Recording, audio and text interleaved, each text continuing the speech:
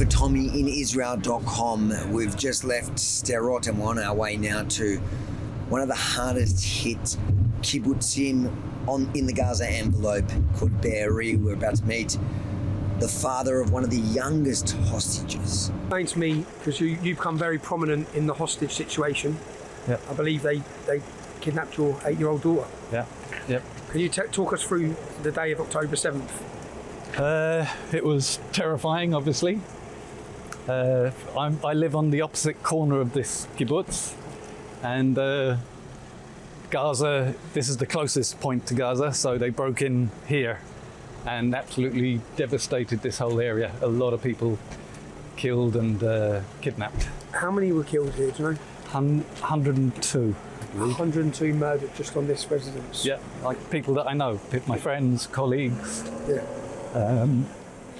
my ex-wife. So living here, and how did the situation come about with your daughter Emily? Tell us what happened with Emily, where you were as this was happening. Where was your daughter as this was happening? Well, it started at 6:30 in the morning. I was in my own bed, in my own house. Emily had stayed at a sleepover at her friends, Raya and Hila. And Narkis, my ex-wife, was in her own house. We're all quite close. And they devastated here and went through the whole kibbutz. So on the morning, I could hear... No, on the 6:30, there was massive rockets fired from Gaza, which is sort of normal for us. So you get out of bed, go into the bomb shelter. You don't normally close the door, it's just against rockets. But once the rockets finished, I heard gunfire from here. I could tell where it was coming from. I was like, it's just weird. Don't know, the army having some kind of exercise? They don't do that. It's like, it was all illogical. But then when you hear the gunfire getting closer, maybe it's a group of 20 terrorists making an invasion. But it spread out all over the kibbutz. Still didn't know what was going on. Just a sense of dread, absolute dread. So I closed my bomb shelter door, called my ex-wife, told her, get in your bomb shelter, but close the door. The doors didn't lock, unfortunately. They weren't prepared for this. And that was the last contact I had with her. I told her to ring the mother of her friend, tell her the same, get in your bomb shelter, close the door, and basically hold on to the handle for as long as you can. I was in the bomb shelter till about 10 o'clock, and then a friend of mine called me up. His wife's house, which is 50 yards across the grass from me. He told me his wife's house was being attacked. Could I do something about it? I've got a gun. We're shooting buddies. I said, oh God, I'm no hero. And I've never been in the army. So I thought, okay, ring your wife back, can hear it. Let me know if they're coming in from the front, the side, the top of the roof, God knows. I needed to know what the situation was before I came out of the bomb shelter. Luckily, he rang me back. Within 5 minutes, he said, they've gone. I went, great. But already in my head, I knew I was going to come out of the kibbutz, my house, because on the WhatsApps, they were saying, if you were in your bomb shelter, they were burning the house down. So if you jumped out the window or ran, they'd shoot you anyway. So I realized I have to protect the house itself, not... And it felt better. Once I came out, I was able to see. I had all my senses back. In the bomb shelter, it's blinded. Yeah, you can't hear anything, smell anything. And at what stage did you know that your daughter had gone? At what stage did you know that they took her to Gaza? Right, well, 11:30 that night, the soldiers came and managed to rescue us, brave young lads. Marched us out to the very front, the yellow gate where he came in, loaded us onto coaches. They were under fire. They were brave guys, just came and helped. Anyway, so from there we were taken to another kibbutz on the way to the Dead Sea. And the next morning we went to the Dead Sea. And that's where we stayed. That was our new home. But after 3 days, the kibbutz came to me and said, we found Emily. We found her in the kibbutz and she's dead. So that was the first news I had. Then, I guess 30 days after the 7th. Hold on, so for 30 days you've been told she's dead? Yeah. Go on. Yeah. We knew within a week my ex-wife was dead. We knew certain people were dead. But you can imagine how much work the DNA people had, the forensics. Because they set fire to many people, they chopped them, they were unrecognisable, their bodies were savaged. Yeah, it was only DNA checks. DNA or teeth. Yeah. Yeah. So obviously they took DNA from my son, matched it up with Narkis, so she was for sure dead. And then on the way to a ceremony in the Dead Sea, 30 days after, just to remember everything, a memorial, somebody came up to me and said, someone's seen Emily and Raya and Hila being taken away to Gaza. That's not what I really wanted to hear, to be honest.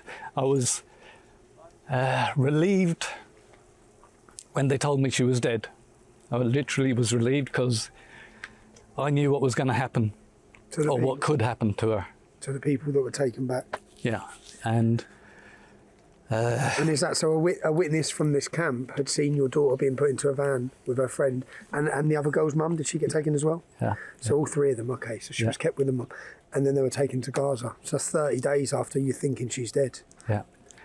What happens next? Well, I got a media team together. Went straight to Ireland to see what the Irish government could do for Emily. I'm an Irish citizen. She is an Irish citizen, so I wanted as much help as possible.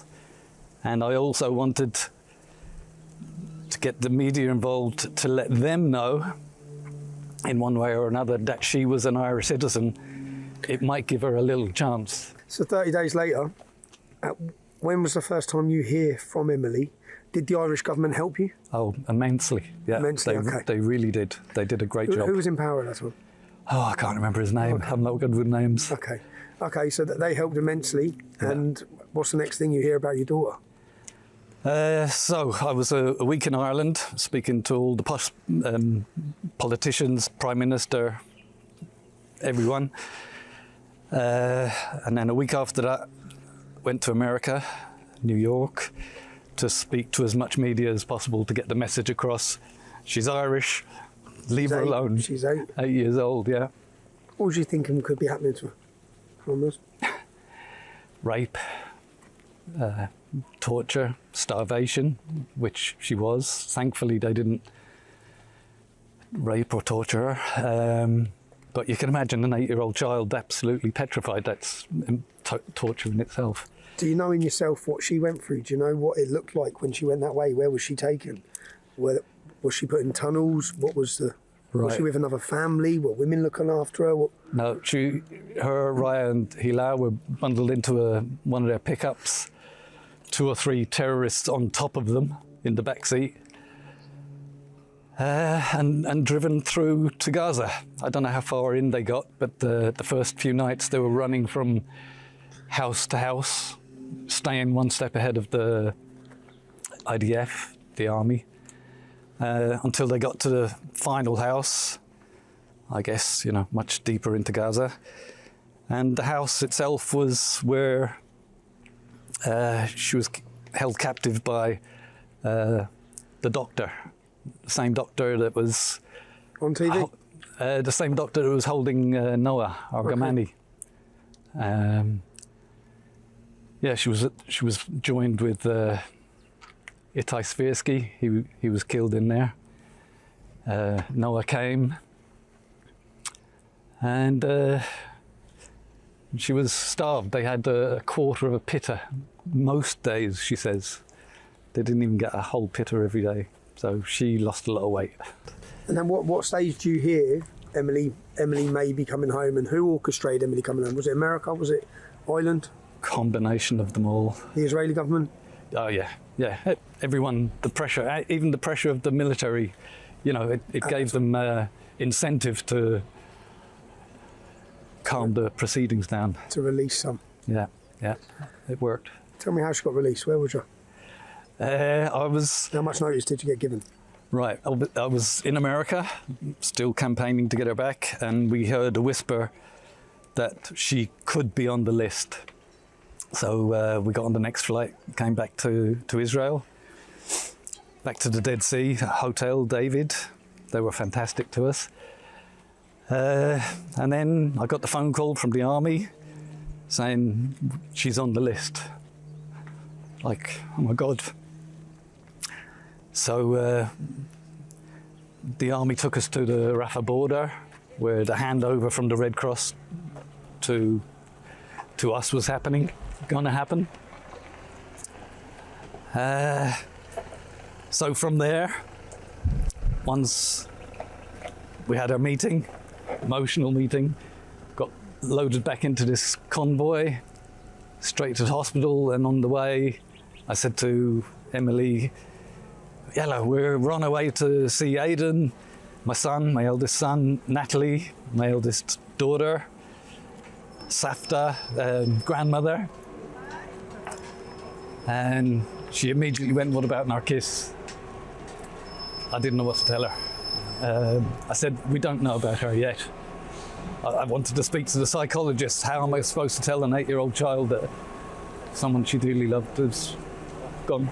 What's your opinion now on what the Irish government and the British government have recently done in, I'd say, rewarding what happened on October 7th?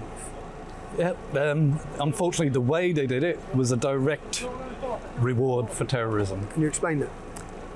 If they had said, listen, we will recognise Palestine as a state, but on condition you have to recognise Israel as a state. They don't recognise Israel. They refuse to accept it. It's in their charter.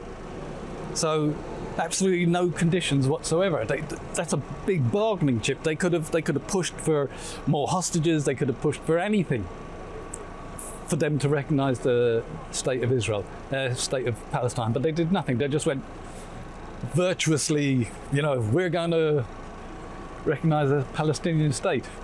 That was a waste, absolute waste. Why do you think they did that? Appeasing, satisfying a certain voter group.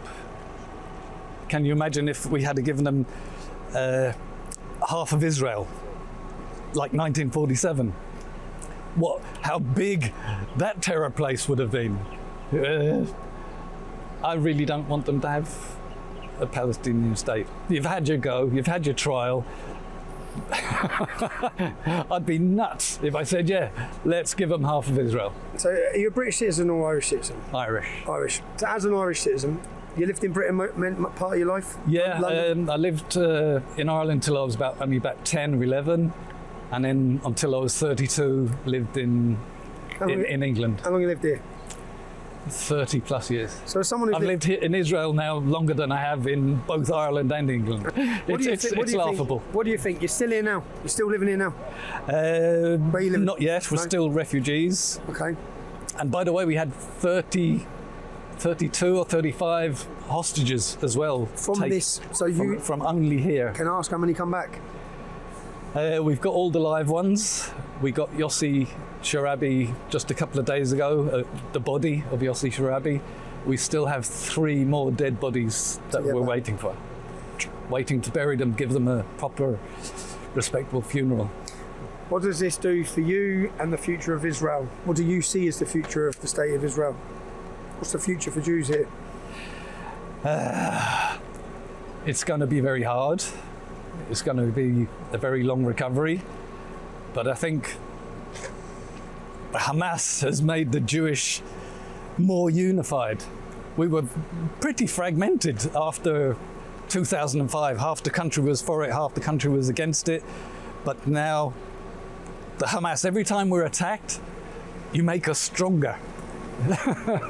you unite us. I don't know what my kids will do in the future. I don't know what's going to be the future here. Can I ask, as a father, your daughter's over there, you don't know where she is, you didn't even know if she was dead or alive. When you saw the next week mass demonstrations on the capital cities of London, of Dublin, of New York, what do you think about that? And the effort, because there wasn't much effort put in, it didn't seem, about freeing hostages. What was your opinion as you're watching this develop? Again, it was all appeasement, allowing these terrible marches to go on with Hamas flags. You can't even walk around with an English flag now, but they were able, and still able, to walk around with a Hamas flag with the green bandanas. The children had them. They were dressing their children up with them. Yeah. Police were taking photos with kids with Hamas headsgear. How is that not arrestable? This one is one of the worst. His son is still in Gaza. He's a dead body. So this house here, their son is one of the dead bodies that still hasn't returned from Gaza. Yeah, they actually took two of his sons. One of them came back and the other one was killed. So this gentleman whose house this is, two of his sons were taken as hostages. One of them's come home and one of them's, their bodies are still in Gaza. This was Ronnie Baruch. See how personal it is? This is a family friend's house. Can you imagine being inside that house with this amount of gunfire, this amount of devastation? Massive Rockets, RPGs. Let's have a look. Frightened out of their lives. You can see the RPG everywhere. They riddled the place. There's not a single part of the wall here that's not littered with bullet holes. Death Families. Death and devastation. I mean, no need for all these bullets. No, they just everything. I've just watched a video where they're just shooting and shooting and shooting as they're laying dead on the floor. Yeah. Terrible mindset. Whilst cheering and screaming and celebrating. So here's their bomb shelter. And this is the bomb shelter. Just before we go in, I'll show you. You can imagine the family being in there. Yeah. Bullet holes, bullet holes, bullet holes, bullet holes, trying to get the lock off. Yeah. Okay, so they've shot specifically at the door trying to look. That's what's in there, look. One of the exit points. Bullet hole, bullet hole. And they got them out of here, did they? Yeah. So they did get to lock themselves inside here, shot all the windows through. Well, I don't know their exact circumstances. I don't know how Ronnie managed to get away, but they got his two sons. Where we are now at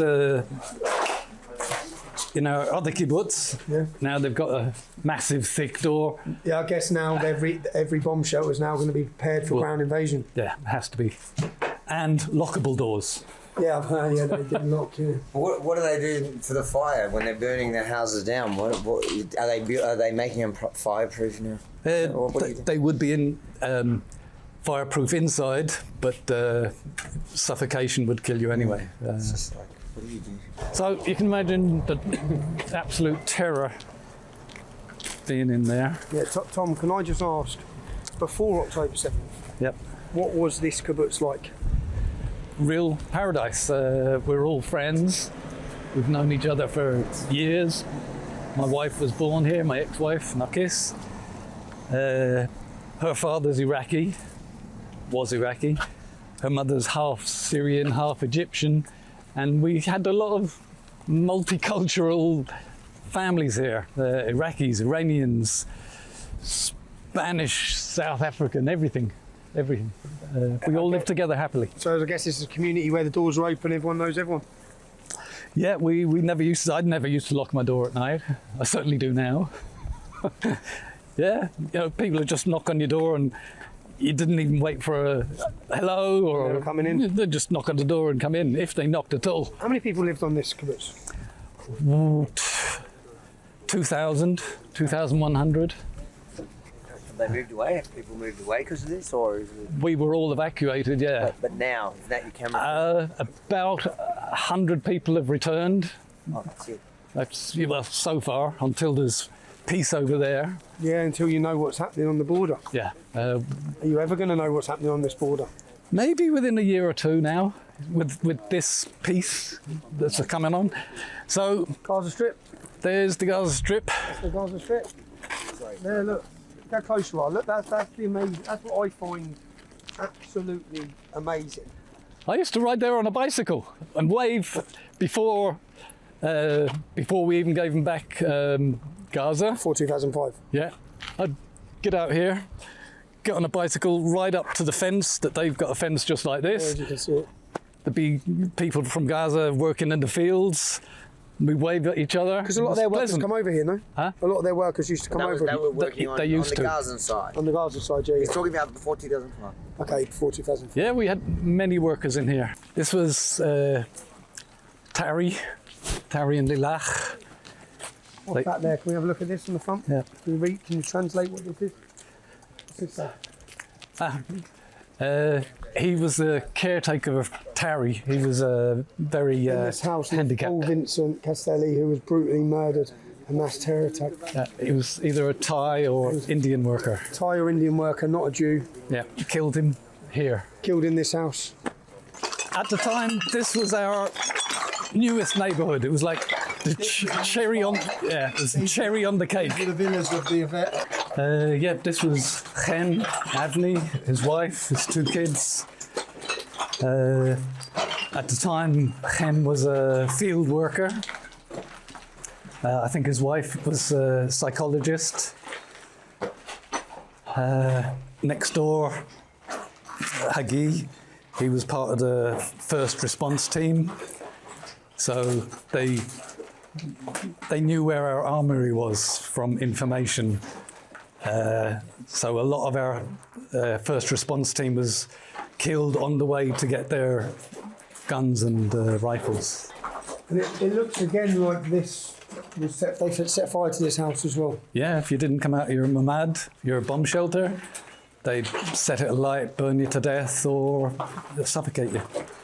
You can see how this. Imagine you lived here and you knew all these families. Look, everyone, look. You see, look. She was taken. Sorry. It's all right. She, She was taken. He was taken. We just got him back a little while ago with Eli Sharabi. he was taken hostage. She come back alive. Yeah. That's Raz Ben-Ami. This is Ohad Ben-Ami.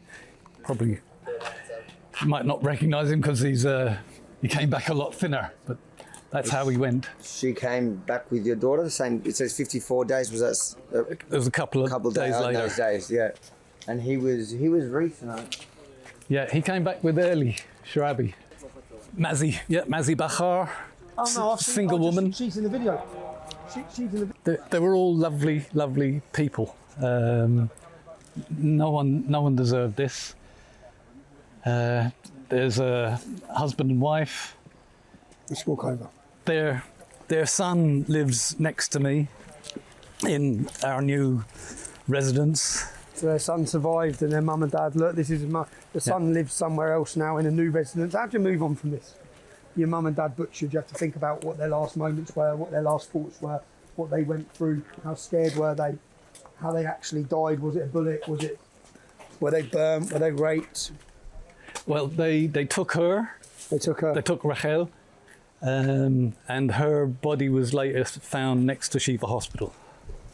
So she was taken alive to Gaza, returned in a body bag, as so many others have. In fact, the most recent, when all the last remaining hostages, it was only men that were returned. All the women coming back in body bags. Why? How do you feel just knowing so many people deny the atrocities of October 7, and we saw it in a progression. I think it got worse and worse over time. Well, now it's got to a matter of fact that it didn't really happen. People will say, no, Wasn't you that just bad. made this up. Yeah. Like, this is just a pretend show. Well, I don't know how they can deny it when it was all photoed, videoed by their own Hamas, by their own terrorists. That's why it needs to be released. The full videos need to be released. I agree. If the families What do would you think agree, of that? Because I've just watched the video, right. and that's the first time I've seen it. Yeah. Why is the world not shown that video? I think the world should be shown it more now. It's basically respect to the families. They I understand because you're seeing people get their heads hacked off with a with a garden hoe. with a garden, But yeah, a blunt thing, hacking and hacking. Then you're seeing heads getting chopped off. You're seeing women scared. You're seeing them on the floor. You're seeing the fear in their faces. I can understand the family. That's their family members. But More with needs to be the released. propaganda that's come on that this wasn't that bad and they didn't die like that and Hamas were acted like a military. No, Someone made a good point to me, though. They go, doesn't matter what you put out. they'll still say it's fake. They'll still say it's fake. They Oh, won't yeah. believe it. So what is Israeli people that don't- propaganda. Yeah. Okay. But like as somebody that lived through the day, plus the nightmare of your son, your daughter being as a hostage for that period of time, and everything that happened to you, how do you feel seeing that now? Like watching it, the world deny the atrocities. Well, I can actually guarantee that it happened. I lived through it, luckily.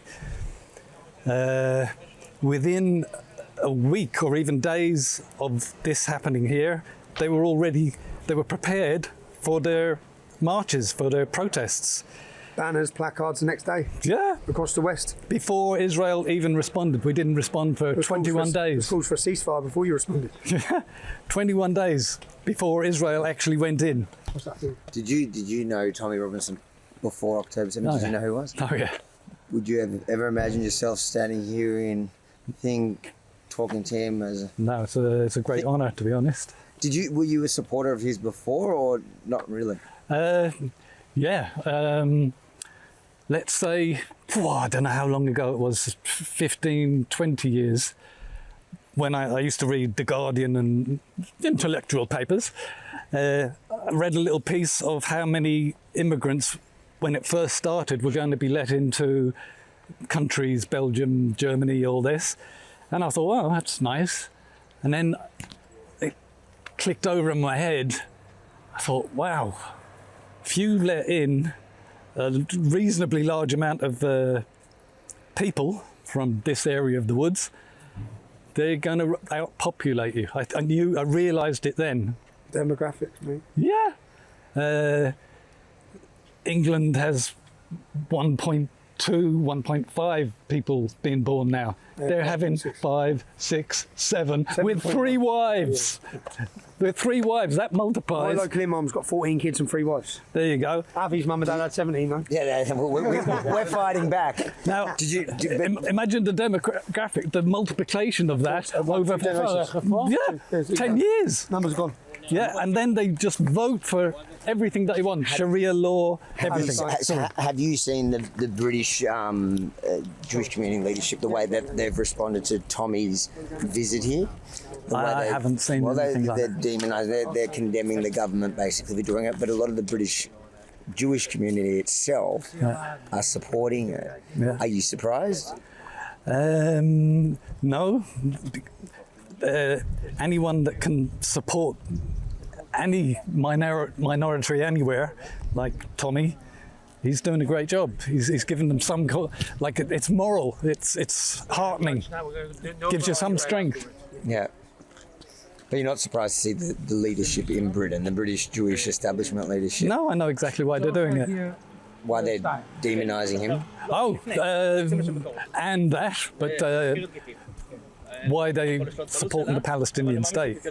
You know, it's all to support and sympathise with a certain minority. Yeah.